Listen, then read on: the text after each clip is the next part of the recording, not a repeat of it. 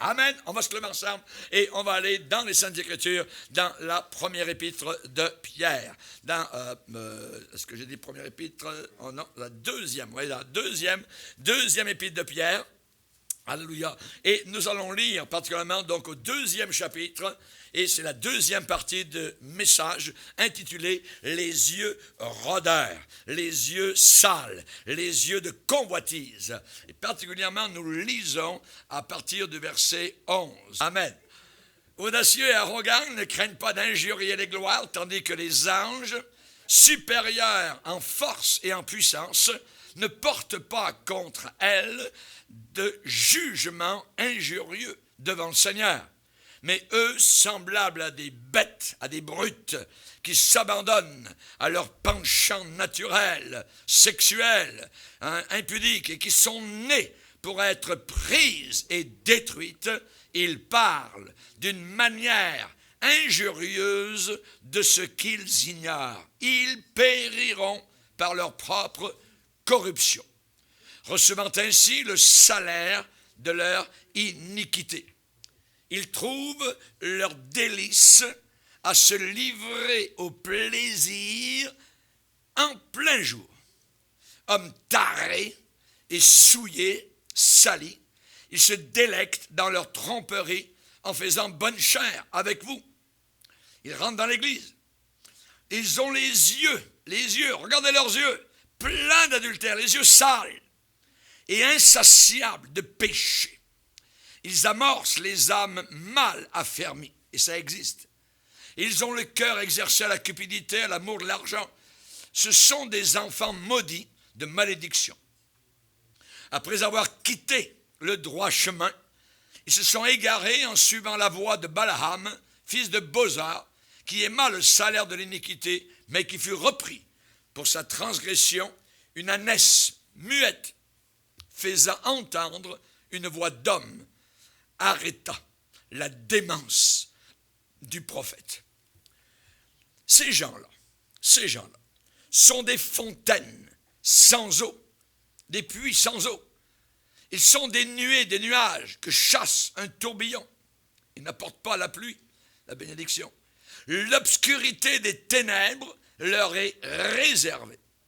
Et avec des discours, des belles paroles, des discours enflés de vanité, de flatterie, ils amorcent par les convoitises de la chair, par les dissolutions, ceux qui viennent à peine d'échapper aux hommes qui vivent dans l'égarement. Ils leur promettent la liberté quand ils sont eux-mêmes esclaves de la corruption, car chacun est esclave de ce qui a triomphé de lui. En effet, si après s'être retiré des souillures du monde, par la connaissance du Seigneur et Sauveur Jésus-Christ, ils s'y engagent de nouveau, ils retournent dans le monde et sont vaincus, leur dernière condition est pire que la première avant d'avoir été sauvés. Car mieux valait pour eux, il aurait mieux valu pour eux n'avoir pas connu la voie de la justice que de se détourner, notez le verbe, après l'avoir connu, du saint commandement qui leur avait été donné. Il leur est arrivé ce que dit un proverbe vrai, le chien est retourné à ce qu'il avait vomi, et la truie lavée s'est vautrée dans le bourbier. Amen. Père, nous sommes devant toi et nous sommes ébahis de ta parole puissante, qu'elle soit comme un marteau qui brise le roc le plus dur, qu'elle soit cette épée de l'esprit, Seigneur. Nous te demandons, Seigneur Jésus, que nous puissions regarder vers toi avec respect et honneur et savoir, Seigneur, que tu es un Dieu 3 fois saint. Tu aimes la pureté, la sainteté. Lave nos cœurs, lave nos âmes, lave nos yeux, touche nos oreilles, notre bouche, Seigneur, notre vie sexuelle. Garde-nous purs, Seigneur. Nous avons besoin, Seigneur, de ta grâce, car l'enjeu est terrible. C'est une question de vie ou de mort, d'enfer ou de ciel éternel. Nous te demandons, Seigneur, que nous puissions prendre garde à ta parole puissante et que nous puissions nous y soumettre. Au nom de Jésus, notre seul Sauveur. Amen. Et tout le peuple dit Amen. On peut s'asseoir, frères et sœurs. Alléluia. Je répète que nous déclarons de façon officielle nous prenons position par rapport à l'état de choses qui existent autour de nous, étant donné que dans notre société et même à l'intérieur de l'Église, il y a une tolérance, je dirais flagrante, acceptée pour, je dirais, la moralité qui est souvent de l'immoralité, parce qu'il y a un écroulement et un affaissement des standards de décence, et que cela est en train d'affecter nos foyers, nos mariages, notre jeunesse, notre pays entier. Et étant donné que la justice élève un pays, et étant donné que le péché est la honte des peuples, étant donné que les chrétiens sont le sel de la terre et la lumière du monde, alors qu'il soit résolu que comme corps de Christ, comme Église de Dieu, nous soyons consacrés à bâtir les standards de Dieu sur la planète Terre et que nous résistions absolument et jusqu'au sang, s'il le faut, contre les forces du mal, les forces d'impureté, de saleté, qui sous quelque forme qu'elles peuvent se présenter à nos regards. Chers amis, aujourd'hui vous avez la sexualité crue, l'obscénité, la nudité, qui sont paradées en plein jour, de façon flagrante, que ce soit dans les kiosques de journaux, sur les écrans de cinéma, télévision, DVD, CD, ainsi de suite, où l'on peut entendre des choses affreuses, le côté média, musique, abominable, tout cela est influencé par Satan. Certains producteurs de disques prient Satan pour que les disques soient vendus, et la plupart, les pires disques, sont vendus par millions autour de la planète Terre. La pornographie est envoyée aujourd'hui sans aucune dissimulation. Ma Bible me dit, soyez saints, comme je suis saint. Paul va dire aux chrétiens de l'Église de Rome, ne vous conformez pas au siècle présent. Et Paul va dire à Timothée, garde-toi pur. Nous avons chanté tout à l'heure, tu es pur comme un diamant. Seigneur, aide-nous à être des petits diamants sur la planète Terre, si nous avons été véritablement lavés dans le sang de Jésus-Christ. C'est pourquoi nous insistons et nous encourageons et nous demandons que tous les chrétiens authentiques résistent activement au flot grandissant de matériel érotique, impur, lubrique, charnel, obscène, indécent, scandaleux, pornographique. Nous voulons protéger nos enfants. Nous voulons protéger nos jeunes gens, nos jeunes couples, ceux qui se fréquentent. Nous voulons protéger nos mariages.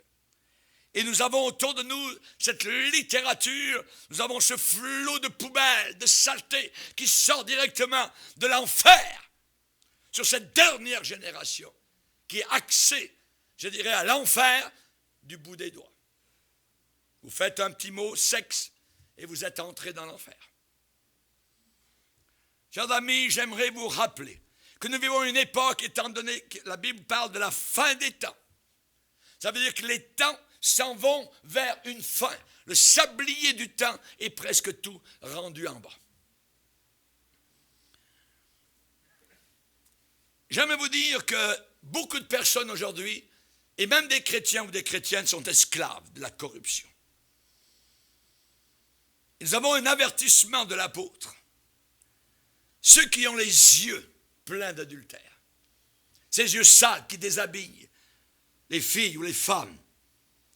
Chers amis, ceux qui ont cela, ce problème-là, peuvent facilement spotter dans une église ou sur la rue des mêmes personnes qu'eux qui sont, je dirais, des candidats possibles à appâter, à séduire. Il y avait une jeune épouse qui a donné un témoignage. Elle a dit, mais mon mari, il semblait tellement spirituel. Il disait qu'il était chrétien. Et tout ce qu'il me parlait, c'était de Jésus, du Seigneur, de la Bible, d'Abraham, de l'apôtre Paul, ainsi de suite. Il m'a dit que Jésus était tout pour lui. Et puis un jour, on s'est mariés. Et à partir de là, il a changé du tout au tout. Je dis, face à un témoignage semblable, non, il n'a pas changé. à partir de ce jour-là, ses vraies couleurs sont sorties. Ce qu'il était véritablement et qu'il cachait est sorti après le mariage. Et cette jeune dame s'est souvenue que pendant tout le temps qu'ils sortaient ensemble et se fréquentaient, il avait une langue spirituelle et les mains malpropres. C'est là le test. Repoussez ces convoitises animales et vous allez voir comme il est spirituel. Il y en a d'autres qui refusent que leurs yeux offensent Jésus-Christ qui est en eux. Et il y a des versets dans la Bible qui troublent plusieurs personnes. On va en lire quelques-uns. Matthieu chapitre 5.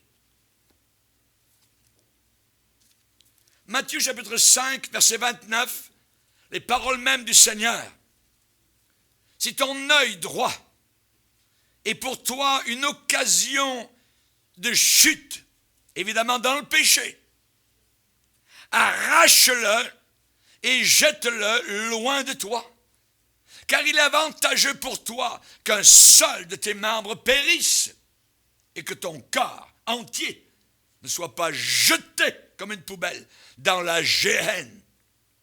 Et si ta main droite est pour toi une occasion de chute, coupe-la, jette-la loin de toi, car il est avantageux pour toi qu'un seul de tes membres périsse et que ton corps entier n'aille pas dans la géhenne. Jésus-Christ a pris cela très, très au sérieux. Cette affaire des yeux rôdeurs, des yeux sales, des yeux de convoitise. Et nous voyons cela dans le même évangile de Matthieu. Ce que nous venons de lire, je vais vous amener à un autre endroit du même évangile. Maintenant, dans Matthieu 18, verset 9. Et on voit cela très rarement. Vous allez vite comprendre. Matthieu 18, verset 7. Il est dit ici, c'est Jésus qui parle et qui dit « Malheur au monde à cause des scandales. Car il est nécessaire qu'il arrive des scandales. Mais malheur à l'homme, par qui?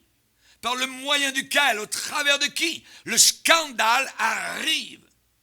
Si ta main ou ton pied, donc on parle de main qui prend, on parle de pied qui marche, qui va quelque part. Si ta main ou ton pied est pour toi une occasion de chute, coupe-les, jette-les loin de toi. Mieux vaut pour toi entrer dans la vie, boiteux ou manchot, que d'avoir 2 pieds et 2 mains et d'être jeté dans le feu éternel. Tout à l'heure, il a parlé de géhenne, maintenant il parle du même lieu, il parle du feu éternel.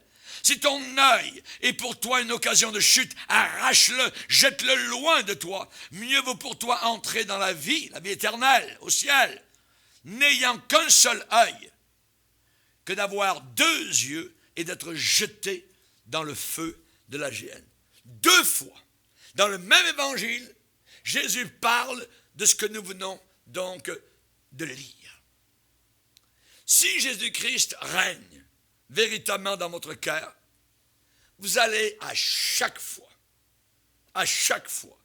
avoir de la tristesse quand vous regarderez avec convoitise et attardement un homme ou une femme. Vous aurez de la tristesse chaque fois que vous prendrez une revue pornographique. Chaque fois que vous allez vous asseoir et que vous allez regarder même 5 minutes un film sale. Si Jésus-Christ règne dans votre cœur, vous aurez de la tristesse à chaque fois quand vous allez acheter ou louer un film vidéo avec des scènes sales. Votre esprit à l'intérieur va crier « Oh Seigneur, je suis en train de t'offenser avec mes yeux. » La Bible dit « N'attristez pas le Saint-Esprit de Dieu. » N'attristez pas le Saint-Esprit de Dieu. David a déclaré, je ne mettrai rien de mauvais sous mes regards dans ma maison, dans mon salon, dans ma chambre, dans ma cave, dans mon grenier, dans mon cabanon. Vous avez une poubelle à côté de votre maison, elle doit être utilisée. S'il vous passe quelque chose de sale, hors de votre contrôle, ça va à la poubelle. Et avant, vous devez déchirer. Et si c'est un film, vous devez le casser et le briser. Parce que votre vieil homme, quand votre épouse sera peut-être pas là, le diable va vous dire, retourne dans la poubelle. Ne prenez aucune chance. Je ne mettrai rien de mauvais devant mes yeux. Dans le psaume 107, on nous parle de certaines personnes qui avaient pour demeure les ténèbres. Et il dit, ceux qui avaient pour demeure les ténèbres, au verset 10, ceux qui vivaient dans l'ombre de la mort, vivaient captifs dans la misère et dans les chaînes. Pourquoi? Pourquoi était-il dans la misère? Pourquoi était-il malheureux? Pourquoi était-il triste? Pourquoi était-il dans les chaînes? Parce qu'il s'était révolté contre les paroles de Dieu. Parce qu'ils avaient méprisé le conseil du Très-Haut. Ne méprisez jamais la parole de Dieu. Ne marchez pas jamais sur la parole de Dieu. On appelle ça transgresser. C'est le péché. Jésus dit, c'est ton œil droit. Ton œil droit. Pourquoi le Seigneur n'a pas dit, c'est ton œil gauche? La Bible a toutes sortes de raisons. Si ton œil droit est une occasion de chute, ça veut dire que si ton œil droit t'offense, te fait chuter, te fait broncher. L'œil droit, l'œil gauche. Est-ce que l'œil gauche ne voit-il pas la même chose que l'œil droit? Et pourquoi le Seigneur a-t-il dit l'œil droit? Je vais vous le dire. Parce que l'œil droit, c'est l'autorité toute puissante. L'œil droit, c'est l'autorité dominante, imposante. Exemple dans l'Ancien Testament, Nachash, un roi impie, a voulu faire un compromis avec les Israélites. Il dit, vous allez nous servir, nous, mais à une condition, que je vous crève à tous l'œil droit. Pourquoi? Parce qu'ensuite, les Israélites dans le combat, quand vous avez un bouclier, mais votre œil droit est aveugle, quelqu'un peut venir de ce côté, pouf, vous tuer. Vous ne voyez pas. Dans le combat, vous avez besoin d'avoir vos deux yeux clairs, nets, purs, cristallins, propres, pour discerner, voir et comprendre les pièges de l'ennemi. Jésus est assis à quel endroit? Il est assis à la droite, pas à la gauche, à la droite du Père. Et Dieu est esprit. Et il ne peut pas y avoir de droite ou de gauche littérale. Mais cela représente la position toute puissante d'autorité du Seigneur. La main droite, c'est la main de puissance. Quand Jean était à Patmos et que soudain devant lui est apparu le jeune homme dans la gloire, avec des yeux de feu, avec une lumière étincelante plus brillante que 1000 soleils. Quand il a regardé les pieds de l'individu, c'était comme de l'airain en fusion. Il est tombé comme mort à ses pieds. Et Jean va témoigner en disant, il posa sa main droite sur moi. Il posa sa main droite sur moi. La main de l'autorité. La main de la puissance. Quand Étienne était sur le point de mourir, rappelez-vous, il regarde et il regarde vers le ciel et il dit, je vois le ciel ouvert et Jésus debout à la droite de la majesté divine. Ce qu'il a vu, je ne peux pas le décrire, mais il a vu quelque chose. Et il a dit que Jésus était à la droite. La puissance représentée. L'œil droit. Si ton œil droit est pour toi une occasion de chute, arrache-le, jette-le. L'œil droit nous parle de toute convoitise qui s'est arrogée de la puissance. Un péché, ce n'est pas une petite affaire. C'est un pouvoir, ça garde la personne dans l'esclavage. La personne peut dire, je suis chrétien, j'aime le Seigneur, blablabla, je suis sauvé, toujours sauvé. Ça n'a aucune importance. Ce péché vous tient. Et vous n'arrivez pas à en sortir. Le péché, c'est comme un serpent. Après l'avoir caressé, il vous pique et vous mourrez. L'œil droit nous parle de toute convoitise, toute saleté, toute pornographie, toute impudicité qui s'est donné une puissance, une autorité dominante, écrasante sur votre corps. Les péchés d'œil droit sont ceux qui ont des racines, sont des péchés enracinés. La Bible parle de ces péchés qui nous enveloppent si facilement. Et il est dit, rejetons le péché qui nous enveloppe si facilement. Mais quand le péché arrive, il faut avoir la puissance pour le rejeter. Et souvent, la personne tombe et chute, n'a aucune puissance, abandonne. Rappelez-vous, Amnon, un des fils de David, il aimait sa demi-sœur, Tamar. Oh, il l'aimait, c'est merveilleux. Et un jour, il a planifié avec un de ses amis un plan pour piéger la fille. Il dit, je vais faire le malade. Et tu vas dire à Tamar qu'elle vienne dans ma chambre, qu'elle m'apporte un plat. Tamar a préparé un plat, c'était son demi-frère. Mais il l'aimait à s'en rendre fou. Il est capable de faire n'importe quoi. Et ensuite, arrivé dans la chambre, il a pris la fille, il l'a saisie. Non, mon frère, ne me déshonore pas, on n'agit pas comme cela parmi le peuple du Seigneur. Il l'a pris, il l'a violée. Et après l'avoir violée, va-t'en. Généralement, les gars, c'est exactement cela. Si vous voulez détruire votre amour, ayez des relations sexuelles avant votre mariage. Vous n'avez plus du tout les mêmes relations.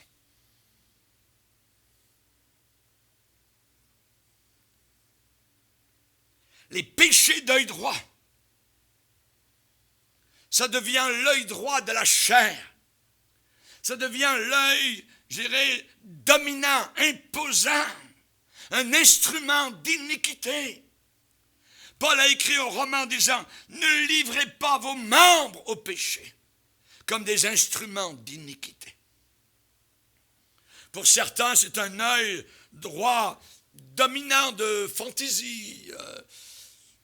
Mais ça, si vous gardez ça dans un mariage, c'est une malédiction pour les mariages. Une malédiction. Dieu a déclaré, si ton œil est pour toi une occasion de chute, c'est mieux de l'arracher. Est-ce que Dieu a dit de nous mutiler, de commencer à arracher? Non, la parole de Dieu est spirituelle. Il doit y avoir un autre moyen que de se mutiler. Ça ne servirait à rien d'enlever votre œil si votre cœur est encore ouvert à la convoitise. C'est le cœur, c'est du cœur que sortent les péchés. Attention aux maris et aux épouses qui rêvent de toujours quelque chose de meilleur avec leurs yeux mauvais. Ils ne sont pas satisfaits dans le mariage, alors ils commencent à regarder, ils ont des yeux rôdeurs, ils commencent à convoiter. Ouais, peut-être celle-ci, peut-être celle-là. La rose, la brunette, la blondette. Salomon, il en a eu 1000 dans son harem. Et à la fin, il a dit, tout est vanité, vanité, ça ne sert à rien.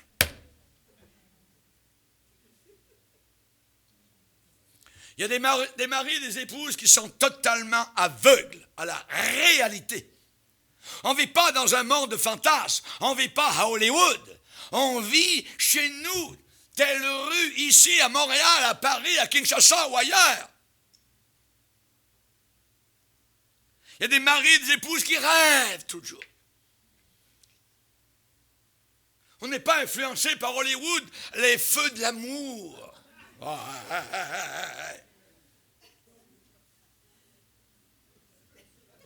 toujours de l'adultère. Il y a des maris et des épouses qui n'arrivent pas à croire Dieu pour un miracle de guérison. Et ils vivent avec une vision fausse, totalement fausse, que quelque part il y a monsieur parfait et madame parfaite. Ça n'existe pas, elle n'est pas sur la terre.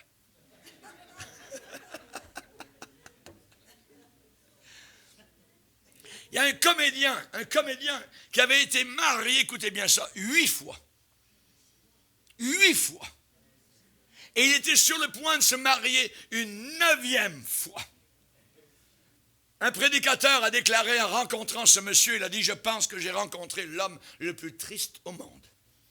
Un comédien, il faisait rire les autres. L'homme le plus triste au monde.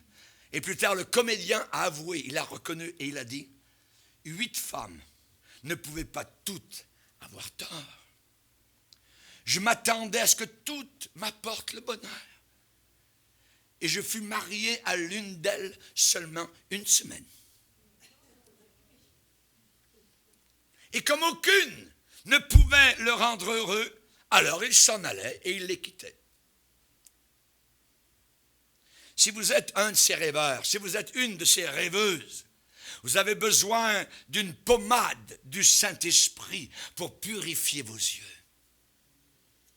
Je te conseille d'acheter de moi un collier pour oindre tes yeux. Qu'il y ait l'onction du Saint-Esprit sur ton regard. Un collier pour oindre tes yeux afin que tu vois, afin que tu comprennes, afin que tu discernes. La fille que tu fréquentes, tu veux la tester? C'est simple. Si tu veux être heureux, demande-lui de venir prier avec toi pendant 1 heure. Tu vas voir ça tout de suite. Ou de venir écouter le pasteur Bourgier. Ah non!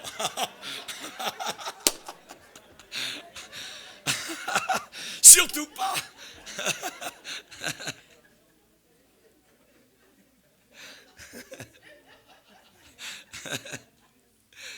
J'aimerais vous dire et vous rappeler que ces fameuses fantaisies peuvent détruire totalement ce qui reste de votre mariage.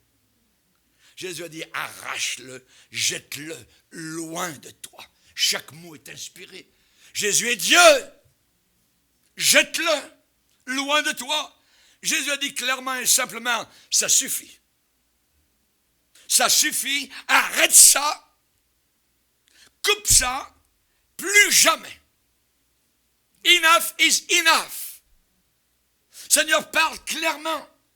Et dans l'épître de Pierre, il est déclaré qu'auparavant on a fait n'importe quoi. Mais maintenant que nous sommes sauvés, nous ne devons plus vivre selon les convoitises des hommes, mais de nous soumettre à la volonté du Seigneur. Et l'apôtre Pierre va dire, c'est assez, ça suffit, arrête ça. Amène pas ta poubelle dans le camp de Dieu. Plus de fantaisies mauvaises, plus de revues sales, de magazines, nettoie ta maison. Va dans tes cachettes, enlève ça, dans les DVD, ainsi de suite. J'ai fait un camp de jeunes il n'y a pas très longtemps et à la fin du camp, les jeunes ont nettoyé totalement leur téléphone. Tellement de poubelles là-dessus. Et même certains de ces jeunes étaient possédés par les démons. Les chaises revolaient de partout. Les démons les projetaient contre les murs. Je peux vous dire que ça a terminé très tard dans la nuit. On a chassé des démons. Ces jeunes qui jouaient avec la porno. Jésus les a appelés esprits impurs. Impurs. Plus des yeux rôdeurs. Jette loin de toi cet œil droit qui à chaque fois t'amène dans la poubelle du diable. Plus de domination, plus d'influence de cette convoitise. Arrache cette convoitise. Lisez avec moi 1 Thessaloniciens chapitre 4. 1 Thessaloniciens chapitre 4 verset 1er. Au reste, frères, puisque vous avez appris de nous comment vous devez vous conduire et plaire à Dieu, et que c'est là ce que vous faites, Nous vous prions et nous vous en conjurons au nom du Seigneur Jésus de marcher à cet égard, de progrès en progrès. Vous savez en effet quel précepte nous vous avons donné de la part du Seigneur Jésus. Ce que Dieu veut, la volonté de Dieu, c'est quoi? Ce que Dieu veut, c'est votre sanctification. C'est que vous vous absteniez de l'impudicité.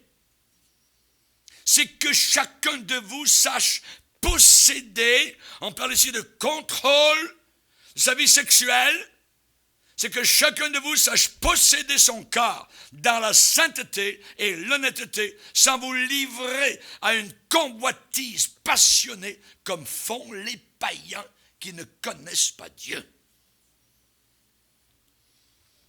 Quand je suis pris par la convoitise sexuelle, je suis exactement comme le païen au bout de la rue.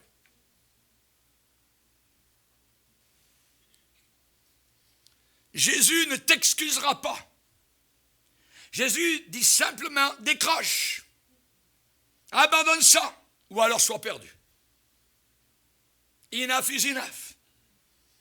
Dans Ézéchiel 44, le Seigneur va dire, observe bien les entrées et les sorties du sanctuaire. Ça veut dire, regarde bien les gens qui entrent et les gens qui sortent. Regarde ce qui se passe dans ma maison. Les païens, on sait ce qui se passe. On va le lire, Ézéchiel 44. Ézéchiel 44, verset 4. Il me conduisit vers la porte du nord, devant la maison. Je regardai, et voici la gloire de l'Éternel remplissait la maison de l'Éternel. Et je tombai sur ma face.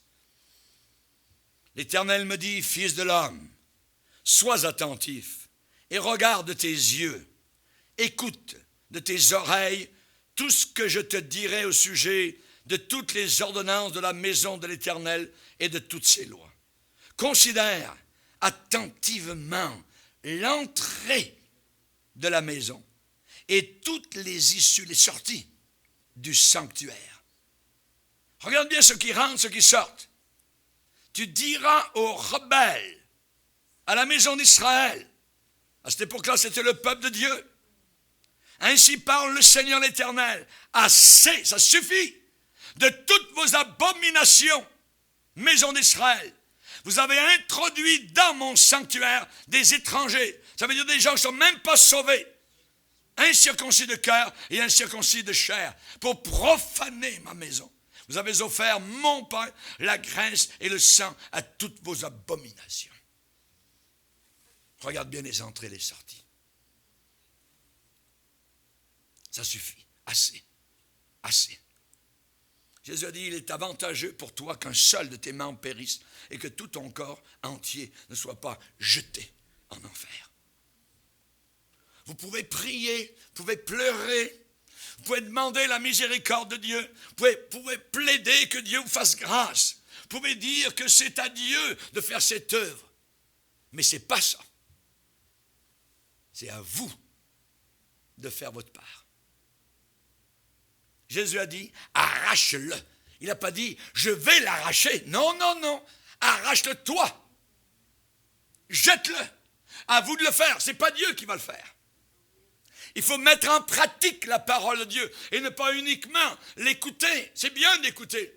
Jésus a dit, il a parlé, rappelez-vous, des deux maisons. L'une bâtie sur le sable, l'autre sur le roc. La même tempête vient. Une tombe, l'autre reste. Celle qui est bâtie sur le roc demeure. Et l'autre. Et Jésus a dit, la maison qui est restée, c'est ceux qui écoutent la parole de Dieu et qui la mettent en pratique. Et la maison qui est tombée, ils ont bâti sur des sables mouvants, du sable. La tempête, la même tempête est venue, mais en dessous. L'extérieur était pareil, quasiment identique, mais c'est la fondation. Il n'y en avait pas. Maintenant, quelle est cette fondation que vous avez, qui est invisible, que même votre frère chrétien ou votre sœur chrétienne ne voit pas? Y en a-t-il? Jésus a dit, il en est ainsi de ceux qui mettent en pratique la parole de Dieu et de ceux qui sont imprudents, qui écoutent mais ne mettent pas en pratique la parole de Dieu. Jacques, le pasteur de Jérusalem, a dit, ne vous bornez pas à écouter la parole de Dieu, mettez-la en pratique. Ne vous bornez pas, ne mettez pas une borne. Dites, oh, c'est merveilleux, c'est un bon message. Ouais, mais quand on sort dans le parking, ça commence. C'est la bataille. Amen. On ne nous commande jamais dans la Bible de faire ce qui est impossible. Ça doit être possible parce qu'il nous a dit de le faire. Arrache-le, jette-le. Mais le problème, c'est que souvent, on ne veut pas combattre contre le péché. On ne veut pas lutter. Quand la lutte arrive, ça peut être le mercredi matin, ça peut être le vendredi soir, ça peut être à 3 heures du matin, n'importe quand. Quand il y a tentation, quand le diable arrive, quelle est la résistance? Où est-ce que les fusibles sautent et la maison brûle? À la place, souvent, on tombe en faisant pouf sur le sofa. Pouf, c'est drôle parce qu'on tombe toujours directement en face de la télé. Regardant quelque chose de vil, de sale, de bas, d'infâme. Puis ensuite, on prie le Seigneur. Et on dit, oh Dieu, où est ta puissance? Délivre-moi. On marche chez le marchand de journaux, de revues, de magazines. On prend une revue sale et nous soupirons. Oh Seigneur, où est-ce que tu es? Écoutez le Saint-Esprit. Écoutez l'avertissement de Jésus. Moi, je vous dis que quiconque regarde une femme pour la convoiter a déjà, D-E accent aigu, J-A, a déjà commis avec elle un adultère. La plupart des gens reconnaissent qu'une aventure secrète brise la confiance. Vous pouvez briser même votre mariage. La plupart des gens reconnaissent qu'une aventure secrète va ruiner, détruire un mariage. Et qu'en dehors de la grâce de Dieu, ça ne sera plus jamais la même chose. Plus jamais. Attention. Regardez des revues pornographiques, des films sales, des images, des vidéos pornographiques, que ce soit des hommes ou des femmes, c'est le même effet. Convoiter à partir d'images, vous êtes autant infidèle, selon Jésus, que si vous aviez été dans la maison de la prostituée, dans son lit, en train de coucher avec elle. C'est ce que la Bible me dit, si j'ai bien compris. Vous auriez pu aussi bien être physiquement, avec votre corps, avec une prostituée. Votre adultère mental peut tuer votre relation avec votre épouse. Ça blesse, ça brise les mariages.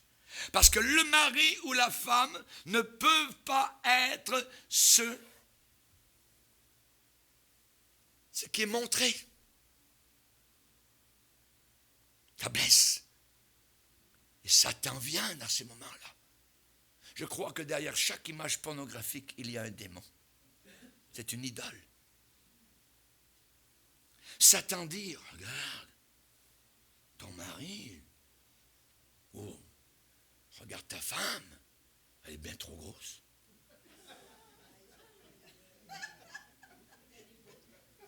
Elle est bien trop grosse. Regarde avec quoi tu t'es marié. T'as pas d'allure. Satan attaque. À partir de là, les comparaisons sont faites.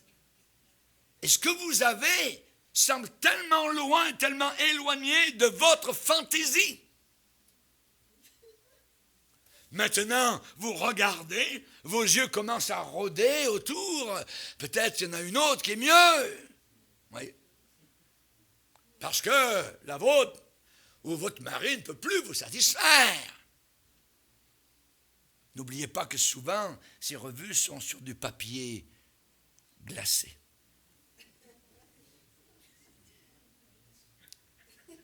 Tout ce qui est de l'enfer, c'est glacé.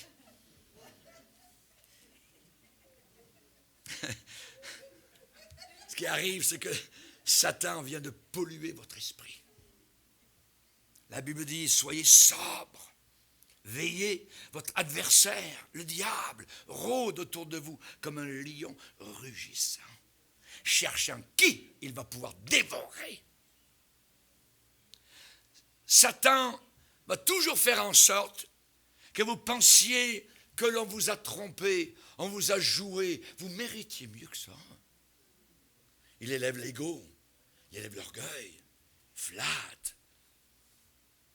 L'apôtre Paul a dit, je garde mon corps assujetti.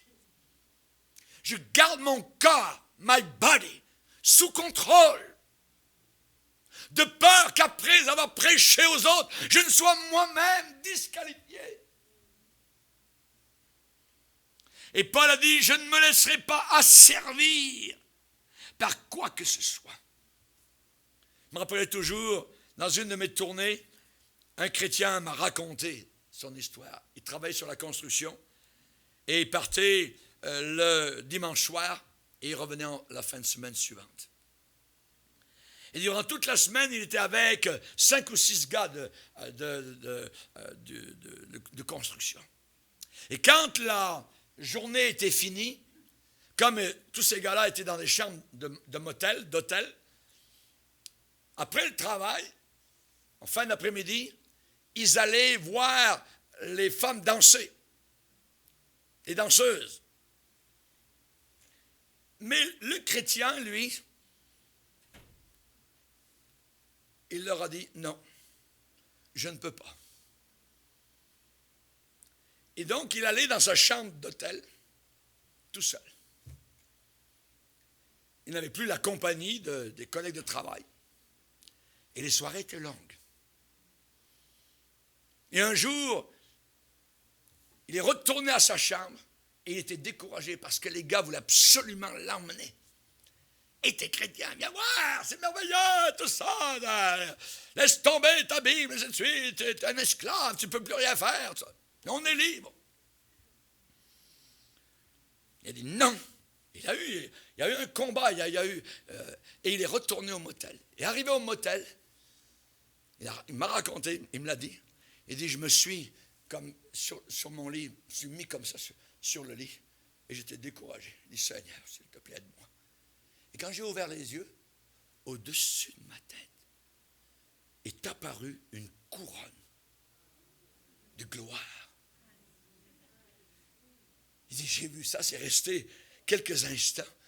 Puis j'étais boosté, j'étais renouvelé, et j'ai loué le Seigneur, j'ai prié, j'ai lu ma Bible, j'ai passé un temps merveilleux. Et durant tout le temps que j'ai travaillé avec eux, j'ai résisté et j'étais encouragé par ce que le Seigneur m'avait montré. Alléluia. Dieu va bénir la séparation. Dieu va bénir la pureté de cœur. Alléluia. Fuyez l'impudicité. Le danger, c'est que les gens soient mariés ou qu'ils soient seuls, quand ces convoitises et ces habitudes mauvaises commencent à contrôler, à prendre du pouvoir sur le corps, c'est très dangereux. C'est très dangereux. Pourquoi? On va le lire dans 1 Corinthiens 6. 1 Corinthiens chapitre 6. Il est dit ici au verset 13, mais le corps n'est pas pour l'impudicité. Il est pour le Seigneur. Et le Seigneur pour le corps. Et Dieu, qui a ressuscité le Seigneur, nous ressuscitera aussi par sa puissance. Ne savez-vous pas que vos corps sont des membres de Christ? Prendrais-je donc les membres de Christ pour en faire les membres d'une prostituée? Loin de là! Ne savez-vous pas que celui qui s'attache à la prostituée est un seul corps avec elle? Car est-il dit, les deux deviendront une seule chair. Mais celui qui s'attache au Seigneur est avec lui un seul esprit. Fuyez l'impudicité. Quelque autre péché, notez bien 18, quelque autre péché qu'un homme commette, ce péché est en dehors de son corps. Mais celui qui se livre, qui s'abandonne à l'impudicité, pêche contre son propre corps. Dieu peut-il garder les célibataires? Dieu peut-il leur donner des yeux purs? Comment le jeune homme rendra-t-il pur son sentier? Je serre ta parole dans mon cœur. Ce n'est pas de la télévision qu'on a besoin, c'est de la vision. La vision spirituelle. J'en ai fait une règle quand je voyage, et je voyage pas mal. Quand j'arrive à l'hôtel, il n'y a jamais la télévision qui est ouverte. À aucun moment. Je ne peux pas me permettre cela. À l'extérieur, le diable peut me piéger. Et depuis des années, c'est interdit, je n'ouvre jamais la télévision. J'entre, et un jour ou deux, ça dépend du temps que je reste, je n'ai jamais ouvert un seul moment cette boîte noire. Garde-moi, ô Dieu, car je cherche en toi mon refuge. Si nous voulons l'onction de Dieu, si nous voulons la bénédiction de Dieu, il y a des choses drastiques que nous devons faire, absolument. Et Dieu note, et il remarque tout ce qui se passe. Il a vu ce jeune homme sur son lit de motel, alors qu'il pleurait, et il lui a montré la couronne de gloire qu'il lui avait préparée. Oh, celui qui peut vous préserver de toute chute et vous faire paraître devant lui dans l'allégresse. Chers amis, aux célibataires et à la femme divorcée, le Seigneur dit, ne crains pas, car tu ne seras pas confondu, ne rougis pas. Je suis avec toi, je suis ton époux. Aux jeunes gens, David a dit par le Saint-Esprit, ma part, ô Éternel, je le dis, c'est de garder tes paroles. C'est de garder tes paroles. Psaume 16, garde-moi, ô Dieu, car je cherche en toi mon refuge. Mon refuge. Si la chose mauvaise sur laquelle votre œil est fixé n'est pas arraché, tout en vous, tout va devenir mauvais. Tout. Jésus dit, ton œil, c'est la lampe de ton corps. Lorsque ton œil est en très bon état, tout ton corps sera éclairé. Mais si ton œil est en mauvais état, alors tu es dans les ténèbres. Et si la lumière qui est en toi est ténèbres, combien grandes seront ces ténèbres? La chose mauvaise que l'œil ne veut pas se débarrasser, cette obsession, quand ça commence à prendre le dessus, tout le bon sens disparaît. Le diable, il fait une chose. Il descend les rideaux, les blinders, tchouk, vous êtes dans le noir. Vous ne voyez plus rien. Ni votre épouse, ni vos enfants, ni vos petits-enfants, rien du tout. C'est l'obsession. Et là, il vous pousse. Une seule fois. Ah oui, attends. Résistez au diable. Combattez. Ces fameuses églises aujourd'hui modernistes, on dirait qu'on est en pique-nique à l'année longue, mais ils sont tous en train de mourir. Ils se permettent le concubinat, le péché, je l'aime, oui. Il a dit que Salomon aima beaucoup de femmes païennes. Il les a aimées. Et ça a mis Dieu en colère. Tout bon sens disparaît. Des gens intelligents commencent à faire des choses stupides et totalement dangereuses. Le corps, l'âme, l'esprit, les pensées, tout ça devient rempli de ténèbres mauvaises. Il y avait une jeune fille dans une église. Elle avait un amour merveilleux pour un jeune homme de l'église et c'était en train de le détruire. Elle a été dévorée par son amour. Elle pensait qu'elle allait perdre véritablement la tête. Elle imaginait ce que sa vie serait avec lui. Elle fantasmait évidemment donc en elle. Un jour, le pasteur est allé parler au jeune homme. Le jeune homme était choqué. Il dit, pasteur, je n'ai jamais donné à cette jeune fille une seule raison à penser que je l'aimais. On n'est jamais sortis ensemble. Je ne l'ai jamais fréquentée. Je l'ai seulement rencontrée 2 fois. Mais elle était sur le bord du suicide. Elle était obsédée par le jeune homme. Et lui était blessé, le jeune homme. Pas par sa faute, par la faute de la jeune fille, parce qu'elle avait un œil mauvais. Elle pensait que. Si vous êtes en amour avec moi, je vous dis, j'ai déjà mon épouse. Mon cœur est déjà pris depuis 40 ans. Pourquoi Jésus insiste-t-il tellement? Pourquoi a-t-il commandé que cette chose mauvaise soit arrachée, déracinée? Parce que le Seigneur connaît, il connaît l'obscurité horrible et la confusion qui peuvent inonder un cœur. Tout ce que vous ferez va être taché par le mal. Vous n'arriverez même plus à écouter la parole de Dieu. Ça va ricocher sur votre cœur. Le cœur sera endurci. La parole va tomber dans ce qu'on appelle des endroits pierreux, parmi des épines. On ne peut pas être à la table du diable le samedi, puis être à la table de Dieu le dimanche. On ne peut pas être sur, je dirais, le parquet de dancing, le club de nuit le samedi ou le vendredi, puis le dimanche, alléluia, t'es merveilleux, je t'aime. Jamais de la vie, de l'hypocrisie. La lumière que vous pensez être en vous sera ténèbres.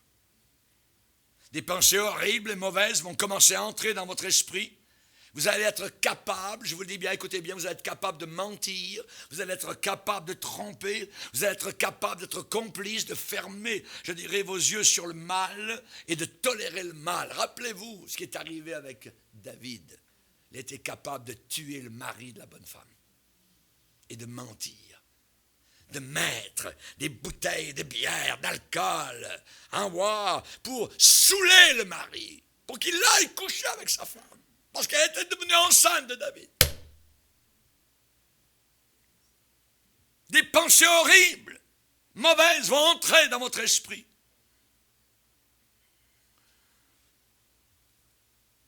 Vous allez commencer à appeler le bien mal, vous allez commencer à appeler le mal bien.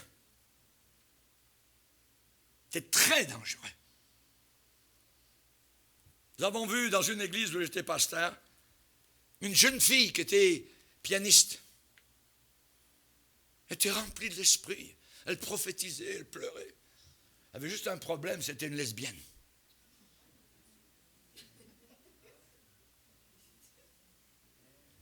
On est capable de venir à une réunion, d'ouvrir la Bible, de pleurer, de faire n'importe quoi et de vivre comme on veut. Abominable. Perverti. Mieux vaut pour toi entrer dans la vie boiteux au manchot que d'avoir 2 pieds, 2 mains et d'être jeté dans le feu éternel.